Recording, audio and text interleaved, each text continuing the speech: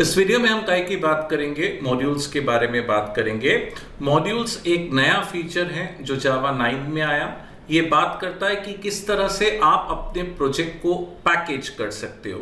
अगर मेरे को किसी को प्रोजेक्ट देना है तो मेरे को उसको पैकेज करके देना पड़ेगा, एक बंडल बना के देना पड़ेगा और मॉड्यूल्स उसी के बारे में बात करता है। तो Java module is a mechanism to package up your Java application and Java packages into Java modules। तो भाई मॉड्यूल एक मैकेनिज्म है जिसके थ्रू आप अपने प्रोजेक्ट को पैकेज करते हो। आप अपने प्रोजेक्ट को पैकेज करते हो, प्रोजेक्ट के अंदर जितने पैकेजेस हैं इनको भी आप मॉड्यूल में ऐड करते हो। Java module can specify which of the Java package it contains that should be visible to other Java modules using this module। तो भाई आपके मॉड्यूल के अंदर बहुत सारे पैकेजेस हैं। आप मॉड्यूल में बता सकते हो कि कौन कौन से पैकेज सामने वाले को विजिबल होंगे। आप उसको विजिबल करोगे, आप उसको एक्सपोर्ट करोगे तो ही वो क्या कर पाएगा, इंपोर्ट कर पाएगा। तो भाई एक नया फीचर है। पहले जब हम जावा 8 में जार फाइल्स बनाते थे, अगर जावा 8 में जार फाइल बनाई है, उस जार फाइल में 10 पैकेज हैं, तो सामने वाला 10 के 10 क्या कर सकता है, इंपोर्ट कर सकता है। लेकिन मॉड्यूल में एक ऐसा फीचर है कि अगर आप एक्सपोर्ट करोगे, अगर आप अपने प्रोजेक्ट के पैकेजेस को विजिबल करोगे तो ही वो इंपोर्ट कर पाएगा, वरना इंपोर्ट नहीं कर पाएगा। तो आप ऐसे बोल सकते हो जावा 8 तक ऑल पैकेजेस वर पब्लिक, डायरेक्टली बुला लो भाई। लेकिन जावा 9 में अगर सामने वाला परमिशन देगा तो ही आप इंपोर्ट कर पाओगे, वरना इंपोर्ट नहीं कर पाओगे। और ये एक्सपोर्ट इंपोर्ट कैसे करते हैं ऑब्वियसली हम देखने वाले हैं। A Java module must also specify which other Java modules are required to do its job. तो भाई जावा मॉड्यूल को ये भी बताना पड़ेगा कि ये जो आपने मॉड्यूल बनाया है ये कौन कौन से दूसरे मॉड्यूल्स को यूज कर रहा है। तो भाई मैंने क्या बोला, सबसे पहले मैंने बोला मॉड्यूल है क्या। मॉड्यूल एक मैकेनिज्म है जिसके थ्रू आप अपने प्रोजेक्ट को पैकेज करते हो। दूसरा पॉइंट मैंने क्या बोला, मॉड्यूल बताता है कि इस मॉड्यूल के कौन कौन से पैकेजेस सामने वाला इंपोर्ट कर पाएगा। फिर मैंने क्या बोला, मॉड्यूल ये भी बताता है कि ये कौन कौन से दूसरे मॉड्यूल्स पे डिपेंडेंट है। भाई इमेजिन करो, अगर आपने प्रोजेक्ट बनाया एसक्यूएल में डेटाबेस कनेक्टिविटी के ऊपर, तो ऑब्वियसली आप बनी बनाई लाइब्रेरीज यूज कर रहे हो, तो आपका मॉड्यूल दूसरे कौन से मॉड्यूल्स को यूज कर रहा है वो भी बताता है। Java module is a new feature in Java 9 में, जावा 9 का फीचर है। इसको हम बोलते हैं JPMS, Java platform module system. It is referred as JPMS, Java platform module system. जब ये बन रहा था तो इसका नाम था जावा जिक्सॉ या प्रोजेक्ट जिक्सॉ। आई होप आप लोगों ने जिक्सॉ पजल्स खेले हों, जिसमें हम अलग अलग जिक्सॉ पजल्स को या टुकड़ों को जोड़ के एक सिंगल पिक्चर वगैरह बनाते थे। तो भाई पहले हम इसको जावा जिक्सॉ बोलते थे या प्रोजेक्ट जिक्सॉ बोलते थे, लेकिन जब इसको रिलीज किया गया जावा 9 में, इसका नाम दिया गया JPMS, Java platform module system. तो भाई यहां पे भी आप क्या करोगे, छोटे छोटे मॉड्यूल्स को जोड़ के आप अपना मेन मॉड्यूल बनाओगे। तो छोटे छोटे टुकड़ों को जोड़ के असेंबल करके, जैसे जिक्सॉ में असेंबल होता है, यहां पे भी आप अलग अलग बिट्स को, अलग अलग टुकड़ों को जोड़ के अपना प्रोजेक्ट को पैकेज करोगे। That's what modules talks about.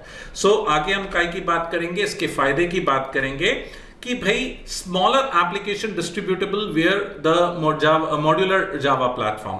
भाई पहले क्या होता था, हम किसी को प्रोजेक्ट देते थे तो सारी लाइब्रेरीज दे देते थे, है ना। अब मान लो मेरा प्रोजेक्ट X लाइब्रेरी पे काम कर रहा है, मैं पैकेज करूंगा XYZ, सबको इकट्ठा दे दिया जाता था, पूरे प्रोजेक्ट में सारी लाइब्रेरीज जोड़ दी जाती थी। लेकिन अब क्या होगा, जो आपका प्रोजेक्ट लाइब्रेरीज को यूज करेगा आप उसी को पैकेज करोगे। इससे प्रोजेक्ट का साइज क्या होगा, छोटा हो जाएगा। मान लो मेरा प्रोजेक्ट डेटाबेस पे काम कर रहा है तो मैं केवल डेटाबेस वाली लाइब्रेरीज दूंगा, GUI वाली लाइब्रेरीज नहीं दूंगा। तो इससे हमारे प्रोजेक्ट का साइज क्या हो गया, छोटा हो गया। ऑब्वियसली सारी लाइब्रेरीज नहीं दे रहे, खाली रिक्वायर्ड लाइब्रेरीज दे रहे हैं, इससे प्रोजेक्ट का साइज छोटा हो गया। इनकैप्सुलेशन ऑफ इंटरनल पैकेजेस, मैंने एक पॉइंट अभी अभी आपको बताया कि जावा 8 तक क्या होता था, जार फाइल के सारे पैकेजेस पब्लिक होते थे, आप कोई भी पैकेज को बुला लेते थे। ऐसा कोई फीचर नहीं था कि आप पैकेज को इनकैप्सुलेट कर लो।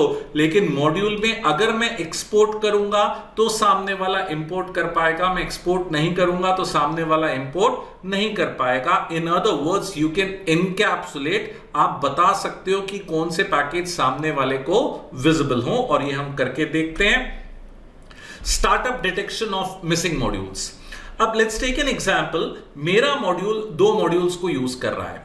पहले क्या होता था, जावा 8 में प्रोजेक्ट चालू हो गया, बीच में जब लाइब्रेरीज की जरूरत पड़ेगी तब एरर आएगा। अगर बीच में लाइब्रेरीज नहीं मिली, बीच में एग्जीक्यूटिबल्स या जार्ट्स नहीं मिली, तो प्रॉब्लम बीच में आती थी आधा प्रोजेक्ट चलने के बाद। इसमें क्या होता है कि जैसे ही प्रोजेक्ट चालू होगा, एक फीचर होता है स्टार्टअप डिटेक्शन, ये शुरू में ही चेक कर लेगा कि कौन कौन से मॉड्यूल्स चाहिए और वो मॉड्यूल्स अवेलेबल हैं कि नहीं है। अगर वो मॉड्यूल्स अवेलेबल नहीं है तो प्रोजेक्ट ही नहीं चालू होगा। तो ऐसा नहीं कि प्रोजेक्ट के बीच में मिसिंग का एरर आएगा, प्रोजेक्ट चालू होते ही समय पता चल जाएगा कि सारे मॉड्यूल्स या सारी डिपेंडेंसीज अवेलेबल हैं कि नहीं है। These are the benefits of Java modules.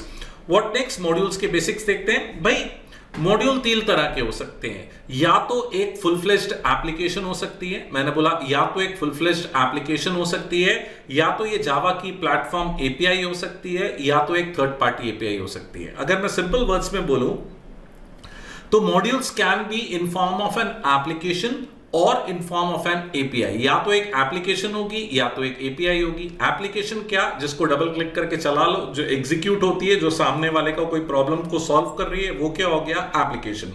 Applications are executed by end users, एक नॉर्मल एंड यूजर उसको चलाएगा और अपनी प्रॉब्लम को सॉल्व करेगा। एप्लीकेशन जो कोई ना कोई सॉल्यूशन ऑफर कर रही है।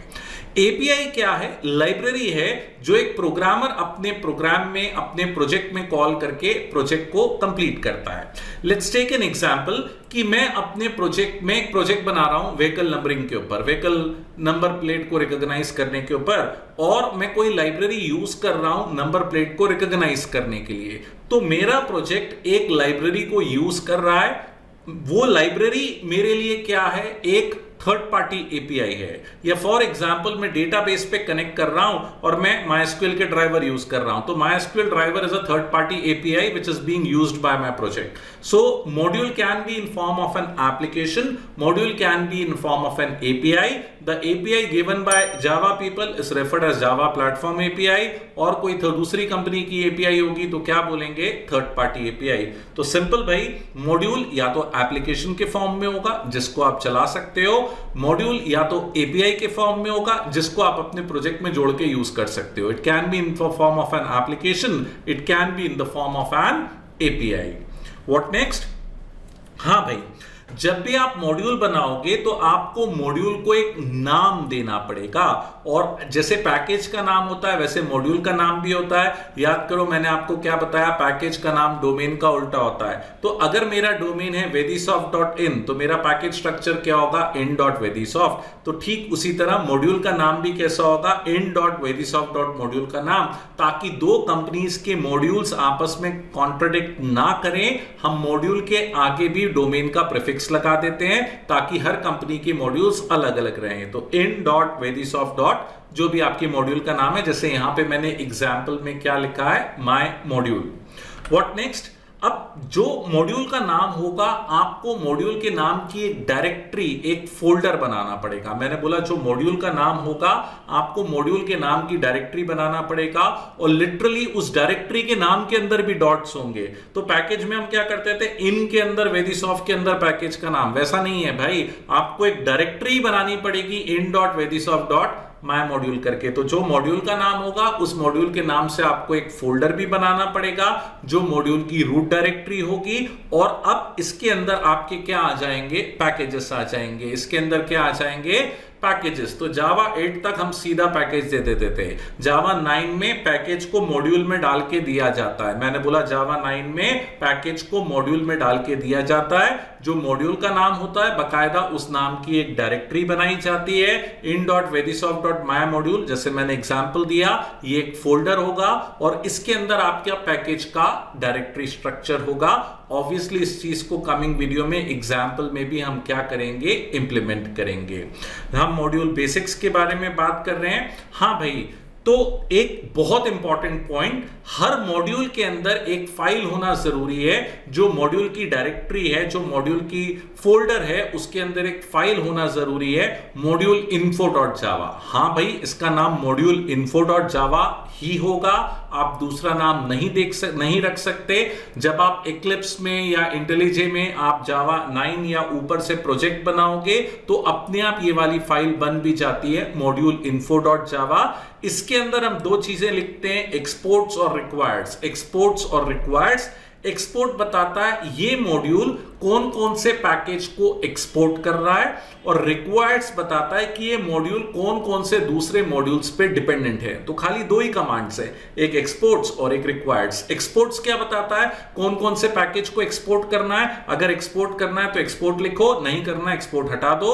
रिक्वायर्ड्स जरूर लिखना पड़ेगा। रिक्वायर्ड्स बताता है कि मेरा मॉड्यूल कौन से मॉड्यूल पे डिपेंडेंट है, तो इसका एक सिंटैक्स है, आप लिखोगे मॉड्यूल, मॉड्यूल के बाद मॉड्यूल का नाम। मैंने बोला इसका एक सिंटैक्स है, आप क्या लिखोगे, मॉड्यूल, मॉड्यूल के बाद मॉड्यूल का नाम, करली ब्रैकेट से बॉडी मार्क कर रहे हैं। इसके अंदर दो चीजें होगा, एक्सपोर्ट्स और रिक्वायर। ये पूरी कोडिंग एक फाइल के अंदर लिखी जाती है। इस फाइल का नाम है मॉड्यूल info.java। नाम चेंज नहीं कर सकते भाई, है ना। मॉड्यूल का नाम आप दे सकते हो, लेकिन जो मॉड्यूल इन्फो है वो वाली फाइल का नाम चेंज नहीं कर सकते। व्हाट नेक्स्ट, एक्सपोर्ट्स क्या बताता है, किस किस को एक्सपोर्ट करना है, और रिक्वायर्ड्स क्या बताता है, कौन कौन से मॉड्यूल्स को यूज करता है। तो ये देखिए भाई, मैंने रिक्वायर्ड्स का एग्जांपल दिया है कि मैंने यहां पे क्या लिखा है भाई, रिक्वायर्स java.desktop। ये बहुत ही इंपॉर्टेंट मॉड्यूल है। अगर आप अपने प्रोजेक्ट में कलेक्शंस एपीआई यूज कर रहे हो, है ना, या कोई भी जावा के लाइब्रेरीज यूज कर रहे हो, तो आपको लिखना पड़ेगा रिक्वायर्स java.desktop, डेस्कटॉप लाइब्रेरीज के लिए। तो जावा 8 तक क्या होता, रिक्वायर्स मॉड्यूल्स कुछ होता ही नहीं था, हम सीधा इंपोर्ट कर लेते थे, काम कर लेते थे। लेकिन जावा 9 में आपको मॉड्यूल इन्फो के अंदर बताना पड़ेगा कि आपका प्रोजेक्ट, आपका मॉड्यूल कौन कौन से दूसरे मॉड्यूल्स को यूज कर रहा है। तो रिक्वायर्ड्स क्या बताता है कि मेरा मॉड्यूल java.desktop की एपीआई को क्या कर रहा है, यूज कर रहा है। Requires, of course there can be multiple module requirements. तो रिक्वायर्ड्स वाली line 1 line, 2 line, 4 line, 10 line, जितनी भी हो सकती है। तो जितने मॉड्यूल्स आप यूज कर रहे हो आपको रिक्वायर्ड्स लिखना पड़ेगा, और जितने पैकेजेस आप एक्सपोर्ट कर रहे हो एक्सपोर्ट्स लिखना पड़ेगा। तो मैंने बोला एक्सपोर्ट्स in.vedisoft.payroll। हां भाई, याद करो मैंने पैकेजेस में भी बताया था कि मेन पैकेज को इंपोर्ट करने से सब पैकेज इंपोर्ट नहीं होता। Exactly in the same fashion main package को एक्सपोर्ट करने से सब पैकेज एक्सपोर्ट नहीं होता। मेन पैकेज एक्सपोर्ट करने से, तो अगर आपको सब पैकेज को भी एक्सपोर्ट करना है तो आपको दोनों बताना पड़ेगा कि भाई मैं पेरोल को भी एक्सपोर्ट कर रहा हूं, और मैं पेरोल के अंदर लॉजिक्स वाली क्लासेस, इंटरफेस, इनम और एनोटेशन को भी एक्सपोर्ट कर रहा हूं। और मैं एक्सपोर्ट करूंगा तो सामने वाला इंपोर्ट कर पाएगा, मैं एक्सपोर्ट नहीं करूंगा तो सामने वाला इंपोर्ट नहीं कर पाएगा। तो भाई इस वीडियो में हमने क्या बोला, एक नया फीचर आया जावा 9 में, इसको मॉड्यूल्स बोलते हैं। इसका काम होता है कोई भी एप्लीकेशन को पैकेज करना। ये मॉड्यूल दो तरह की चीजें रख सकता है, एप्लीकेशन और एपीआई। एप्लीकेशन में मेन होता है, एग्जीक्यूट करती है, एपीआई में मेन नहीं होता, लाइब्रेरी होती है। आप मॉड्यूल बनाओगे तो आपको मॉड्यूल की एक डायरेक्टरी बनानी पड़ेगी, मॉड्यूल की डायरेक्टरी के अंदर एक फाइल बनानी पड़ेगी, मॉड्यूल info.java। ये फाइल क्या बताएगी कि ये मॉड्यूल के कौन कौन से पैकेज को एक्सपोर्ट कर रहे हैं, और ये मॉड्यूल कौन कौन से मॉड्यूल्स को यूज कर रहा है। जिन मॉड्यूल्स को यूज कर रहा है उनके लिए रिक्वायर्ड्स लिखेंगे, जिन पैकेजेस को एक्सपोर्ट कर रहा है उनको एक्सपोर्ट करके थ्रू लिखेंगे। मेन पैकेज को एक्सपोर्ट करने से सब पैकेज एक्सपोर्ट नहीं होते। हां, मॉड्यूल्स पे काम करते समय दो चीजों का ध्यान रखें। पहला मैंने क्या बोला, circular dependencies are not allowed. इसका मतलब क्या है, अगर ए मॉड्यूल बी मॉड्यूल को यूज कर रहा है तो बी ए को यूज नहीं कर सकता। इसको सर्कुलर डिपेंडेंसीज बोल रहे हैं। If A is dependent on B then B should not be dependent on A. तो सर्कुलर डिपेंडेंसीज अलाउड नहीं है। और दूसरा, split packages are also not allowed. Split packages मतलब ऐसा नहीं हो सकता कि एक पैकेज दो मॉड्यूल्स में हो, एक पैकेज एक ही मॉड्यूल में होना चाहिए, एक पैकेज 2 मॉड्यूल में नहीं होना चाहिए।